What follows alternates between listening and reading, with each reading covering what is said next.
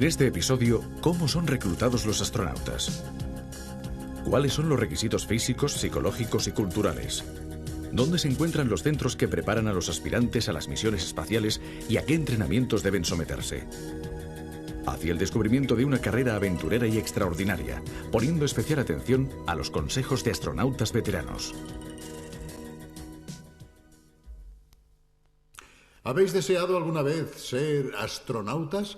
Puede que no, o puede que sí. De todas maneras, se trata de una de esas ideas que inmediatamente se descartan por utópicas o por demasiado difíciles de realizar.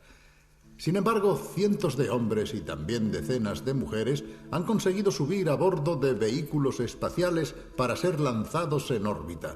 También algunos europeos occidentales han participado en esta extraordinaria aventura humana volando a bordo de los transbordadores espaciales. Pero ¿cómo se llega a ser astronauta? La historia de los reclutamientos y entrenamientos ha experimentado diversas fases. En este episodio intentaremos describir el panorama, la situación, y empezaremos por la que ya se puede definir como época heroica, la de los pioneros. Una época que todavía estaba llena de incógnitas y peligros. Empecemos pues a ver cómo nació la profesión de astronauta.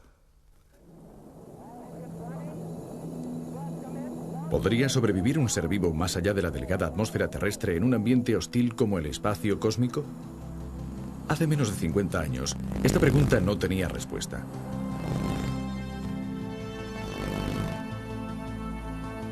Fueron los vuelos más allá de estos confines de la perrita soviética Laika, de los chimpancés estadounidenses Évolo y Decker, seguidos por otras dos perritas soviéticas, Belka y Estrelka, los que demostraron a finales de los años 50 que era posible vivir en el cosmos pese a la ingravidez y a las radiaciones cósmicas y solares. Después le tocaba el turno al hombre.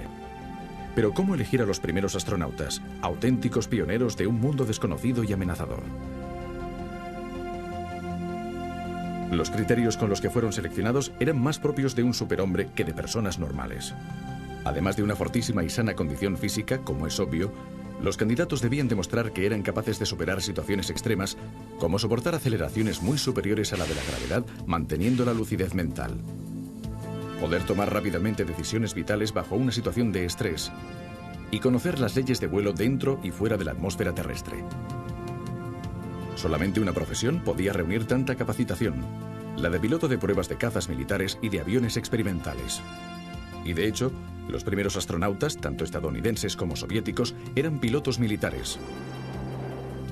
Yuri Gagarin, el primer hombre que realizó un vuelo espacial, era un piloto de pruebas de la aviación soviética. John Glenn, el primer estadounidense que efectuó un vuelo orbital, era un piloto de la Armada. También los primeros entrenamientos y las pruebas a las que estaban sometidos los primeros astronautas eran durísimos. Veamos en estas imágenes de aquella época la famosa centrifugación que sometía a los astronautas a violentas fuerzas. Actualmente han cambiado muchas cosas. El papel de los astronautas y de los pilotos en la Estación Espacial Mir o en el transbordador espacial se ha reducido notablemente. A bordo del transbordador, con una tripulación de hasta 8 personas, solo 2 se encargan de pilotar el vehículo, mientras que los especialistas de misión son generalmente 3. La tarea de estos especialistas va desde las actividades en el exterior del transbordador, como maniobrar el brazo mecánico, hasta el control de los sistemas de la nave, pasando por la gestión de la vida a bordo y de los experimentos programados. Existe también un tercer tipo de astronautas, los expertos, que son científicos o técnicos que trabajan en el programa de experimentos o de observaciones previstos para cada misión. Un experto ni siquiera necesita el permiso de conducir coche, aunque debe conocer muy bien, como es obvio, el campo que le incumbe, bien sea la astronomía en el ultravioleta o la cristalografía en gravedad cero.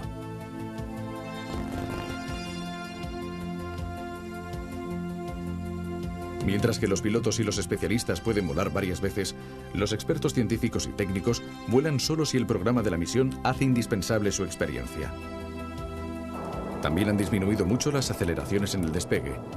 Desde 6 veces la fuerza de gravedad en los primeros cohetes a las 3G del transbordador espacial y solamente en 2 fases del despegue. Cualquiera que haya superado con éxito una vuelta en las montañas rusas podría sentirse perfectamente dispuesto a volar en el transbordador espacial. ¿Cómo se realiza actualmente la selección de los astronautas? Si un joven quisiera enrolarse, por así decirlo, en la NASA, ¿qué procedimiento debería seguir? Nuestros enviados han ido precisamente a Houston, al centro de la NASA para vuelos tripulados, y han seguido el proceso para saber cuáles son las aptitudes requeridas y los criterios de selección. Veamos. ¿Cómo se llega a ser astronauta? Bueno, en el caso de muchos astronautas estadounidenses, su carrera empezó precisamente aquí, en este pequeño edificio que se encuentra en el Johnson Space Center de Houston. Y este es el primer paso. Hola. Hola. Me gustaría ser astronauta. Bien, debe rellenar estos formularios: informes médicos, información sobre los estudios realizados, experiencia de vuelo. Las solicitudes que llegan a la NASA son muy numerosas. La NASA convoca un concurso cada 2 años y las solicitudes recibidas alcanzan un promedio de 2.500 y están todas aquí, en estos archivos. ¿Lo veis? 2.500 peticiones pueden parecer muchas, pero entre estos 2.500 candidatos, solamente unos 100 serán seleccionados posteriormente basándose en la información de estos cuestionarios. Estos 100 candidatos deberán superar después otra serie de pruebas, la primera de las cuales tendrá lugar en esta sala donde se realiza la primera entrevista. En realidad, esta entrevista forma parte de una batería de tests que el candidato deberá superar durante una semana. Se realizan revisiones médicas y también, después, una visita a la base para saber cómo viven los astronautas, qué hacen y cuál es el entrenamiento. Así consiguen formarse una idea del tipo de vida que harán. Estadísticamente, solo 1 de cada 10 candidatos saldrá adelante. ¿Y después en qué se habrá convertido? ¿En astronauta? Casi seguro que sí, aunque en realidad todavía le espera una especie de purgatorio. Permanecerá durante un año como candidato a astronauta y si todo va bien, si no hay contratiempos ni surgen sorpresas, llegará a ser astronauta. Hasta ahora, ninguno ha sido rechazado en esta segunda fase. ¿Y en Europa Occidental qué hay que hacer para llegar a ser astronauta? Bueno, hasta ahora los astronautas europeos son pocos aún, pero también existe un proceso de selección. ¿Cuál? Se lo hemos preguntado a Maurizio Kelly, que es uno de los 3 astronautas italianos que hasta ahora han volado al cosmos. Maurizio Kelly, ¿cómo se llega a ser astronauta en Europa Occidental? Digamos que si en general para llegar a ser astronauta se requiere una buena dosis de suerte, para llegar a ser astronauta en Europa se requiere todavía una dosis mayor. Esto lo digo sinceramente porque en general las plazas aquí siempre han sido muy limitadas. Hasta hoy ha habido solamente 2 selecciones de astronautas en Europa Occidental. Una tuvo lugar en 1978, en la que se seleccionaron 3 personas, y otra en 1992, en la que se seleccionaron 6 personas, entre las que me encontraba yo.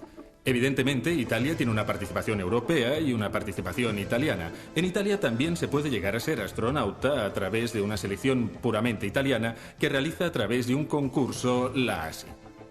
En este caso, solo ha habido un programa de la Agencia Espacial Italiana en el que estaba previsto tener una persona a bordo y que fue la misión TSS. ¿Cómo llegó usted a ser astronauta? Siempre me interesó el vuelo. He mantenido como piloto militar una larga trayectoria profesional y ser astronauta lo consideraba como una prolongación de mi trabajo. Así es que alrededor de 1990-1991 supe que la Agencia Espacial Europea buscaba astronautas y en consecuencia me informé de todo lo necesario para poder enviar una solicitud.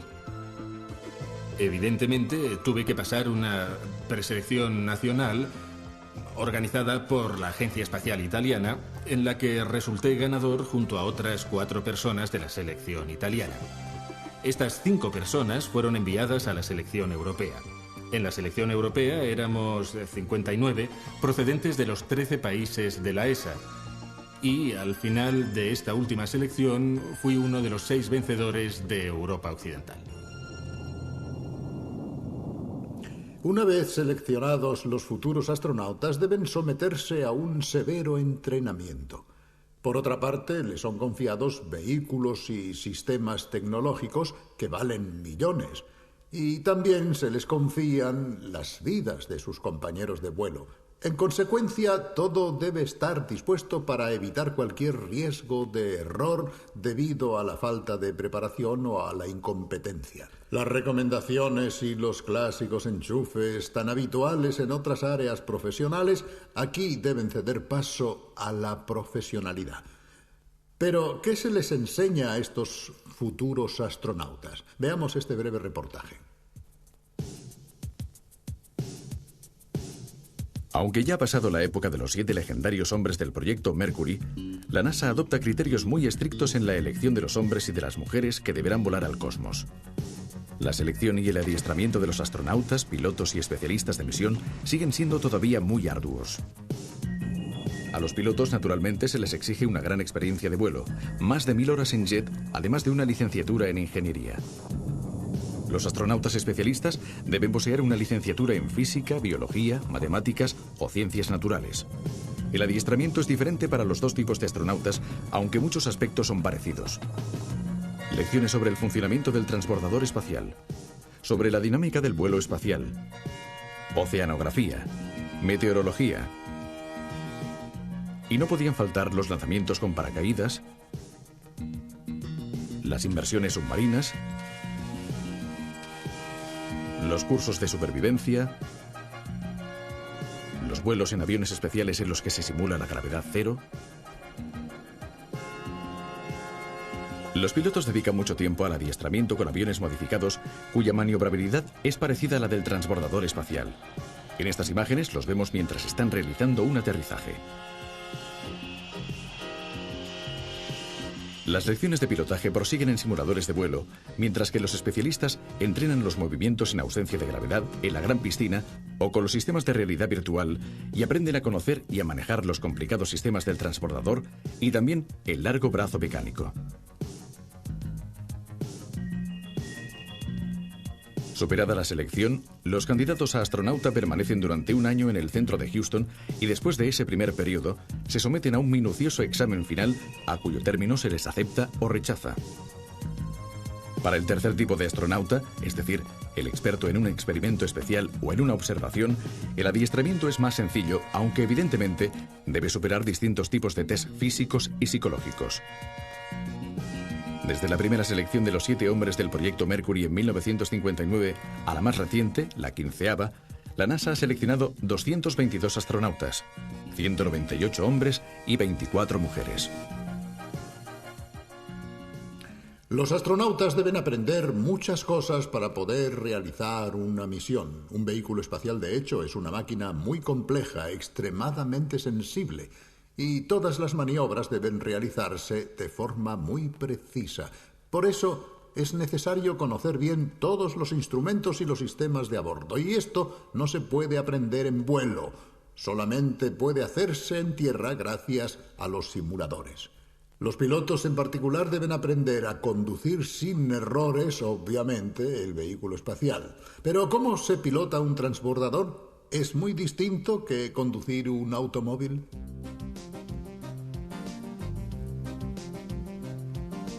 La cabina de pilotaje de un transbordador espacial es impresionante. Está llena de botones, de cuadros de mandos, de instrumentos bastante incomprensibles. Esto, ya se ve, es un horizonte artificial. Pero el resto de cosas son verdaderamente muy complicadas. El transbordador espacial es en realidad una de las máquinas más complicadas para volar. ¿Cómo se pone en marcha un transbordador? ¿Tiene una llave de contacto como los coches? Aunque aparentemente pueda parecer muy similar a un avión, cuando se piensa mejor, el transbordador es un vehículo que despega como un cohete, se transforma en una pequeña estación orbital y entra en la atmósfera y regresa a la Tierra como un gran planeador. En consecuencia, muchos de los controles que vemos a bordo sirven para las diferentes fases del vuelo. Evidentemente, muchas de las funciones que se realizan a bordo del transbordador se controlan por ordenador. ¿Cuántos ordenadores hay a bordo? Tiene 5 ordenadores y aquí vemos los controles. Evidentemente, los ordenadores controlan los motores. Los motores tienen un empuje increíble. Pensemos que los dos boosters, que son los cohetes propulsores de combustible sólido que vemos en los costados del transbordador cuando se encuentra en la plataforma de lanzamiento, tienen un empuje de unas 600-650 toneladas cada uno, y los motores tienen un empuje de 250 toneladas cada uno. En el caso de que algo falle, evidentemente están previstos procedimientos de emergencia. Por eso el piloto se sienta a la derecha y el comandante a la izquierda, y el piloto, como decía, tiene la posibilidad de controlar el empuje de los motores mediante esta pequeña palanca. Funciona en cierto modo como el gas El acelerador. del coche, el acelerador del coche. Vosotros salís como un cohete. No hacéis nada, esperáis a estar en órbita y una vez allí podéis conducir el transbordador. ¿Cómo se conduce un transbordador espacial en órbita? En órbita, el transbordador espacial se maniobra gracias a este control y con ese otro control que vemos en el rincón, exactamente en ese rincón. ¿Este? Sí. Con esta palanca, que se llama Rotational Air Controller, se controlan los ejes de rotación, en el sentido de que el piloto puede vigilar la rotación del transbordador mediante 3 ejes: subida, picado, balanceo y giro. Bien, eso es lo mismo que hacen los aviones, pero una vez en órbita el transbordador espacial es muy diferente porque no hay aire, o sea que de hecho no puede girar como un avión. De hecho, el auténtico control no tiene lugar mediante deflexiones de superficies aerodinámicas, como en el caso de los aeroplanos normales, que tienen alerones o timones de profundidad, sino gracias a pequeños cohetes que controlan el equilibrio. Después, en un momento concreto, se debe regresar a la base.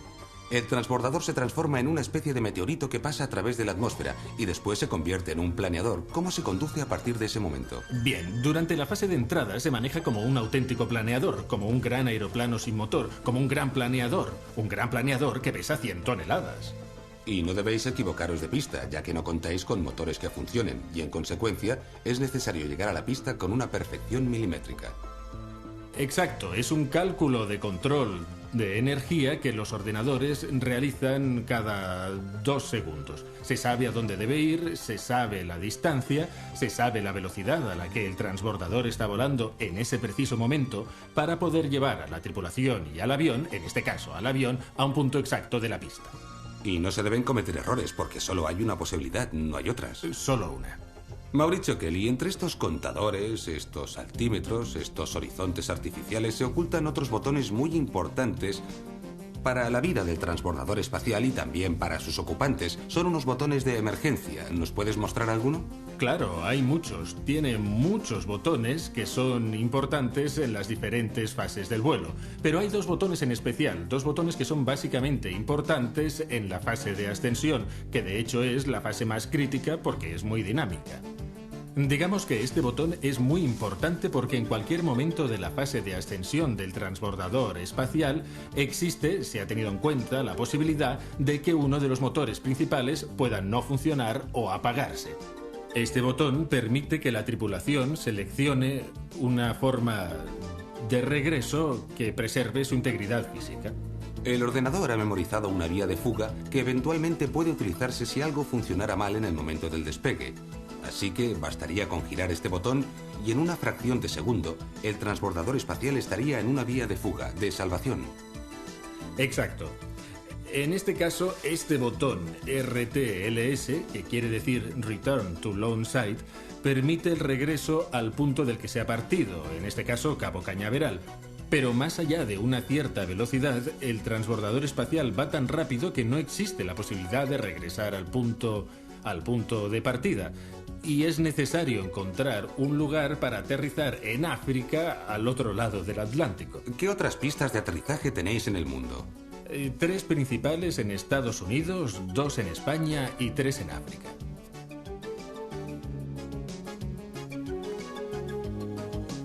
¿Y las mujeres? Bueno, desde los comienzos de la aventura espacial, las mujeres han participado en los vuelos. Todos recordamos a la famosa Valentina Tereshkova, demostrando que saben hacer a la perfección su papel.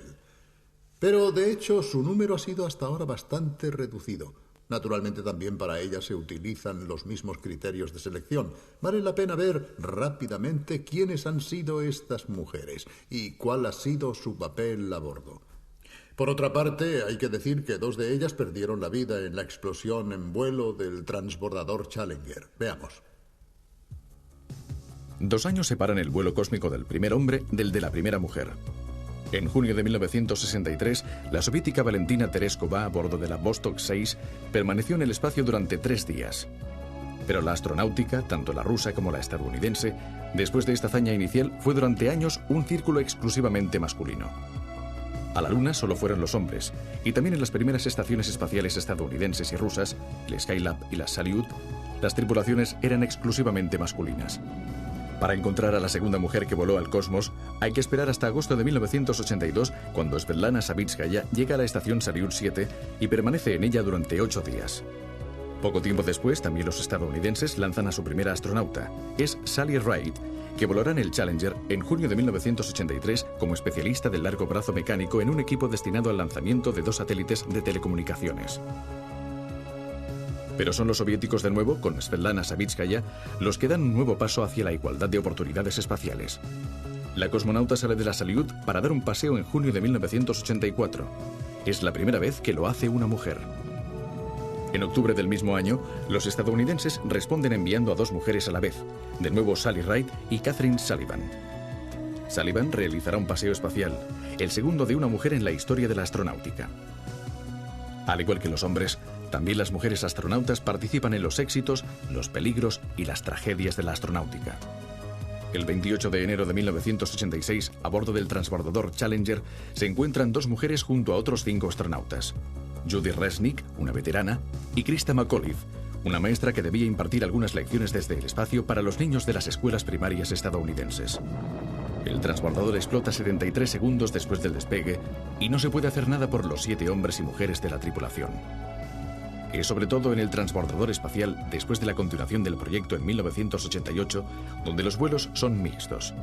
Katherine Sullivan, la segunda mujer en pasear por el espacio, participa en varias misiones, mientras que en septiembre de 1992, el transbordador Endeavour lleva a bordo la primera astronauta de color, Mae Jemison.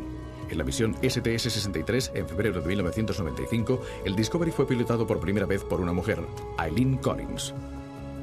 En la misión STS-76 del Atlantis, 2 mujeres salieron del transbordador y realizaron importantes actividades extravehiculares.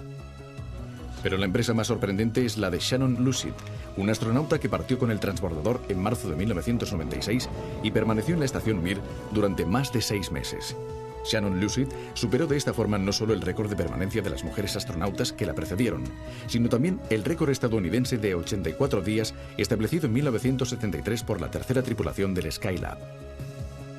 Seguramente las próximas empresas espaciales contarán con la participación cada vez más numerosa de mujeres astronautas.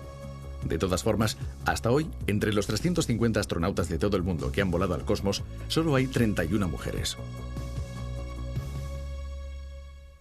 Nuestros enviados en Moscú han conseguido entrevistar a una de las 3 cosmonautas soviéticas. Escuchemos sus palabras. Señora Svetlana Savitskaya, ¿cómo se hizo astronauta? Me convertí en astronauta tras una larga carrera profesional. Empecé como piloto después de haberme diplomado en el Instituto Aeronáutico de Moscú. Durante mucho tiempo y con éxito realicé acrobacias aéreas e incluso fui campeona del mundo en esta disciplina. Todo este adiestramiento me proporcionó una experiencia muy válida para llegar a ser astronauta. Durante varios años también trabajé como piloto de pruebas y precisamente mientras hacía este trabajo entré a formar parte del equipo de astronautas. Durante un cierto tiempo estuve probando aviones y preparándome para ser astronauta. Sin duda alguna, mi bagaje profesional me permitió volar al espacio muy rápidamente. Mi primer vuelo al cosmos fue en 1982. No sabemos con exactitud cuándo y con qué rapidez la humanidad colonizará el espacio. Las empresas espaciales son muy caras. Los presupuestos nacionales, incluso los de los países más desarrollados, no dedican grandes inversiones en este campo. El futuro desarrollo de la investigación espacial dependerá mucho del interés, incluso económico, de este tipo de empresas. En una palabra, de los beneficios que se puedan obtener. También dependerá de los tipos de vehículos que estén disponibles, porque los actuales son muy contaminantes y bastante nocivos para los estratos altos de la atmósfera. Pero si se decide potenciar el desarrollo espacial con los medios y la financiación adecuados, apostamos que cada vez será menos necesario ser un superhombre para entrar en órbita. Es más, los expertos consideran que la evolución de los vehículos es tal que se puede prever en un futuro bastante cercano que no serán necesarias especiales cualidades psicofísicas. Quizás solo los enfermos del corazón no puedan ir al espacio. Quizá. Hasta pronto. Adiós.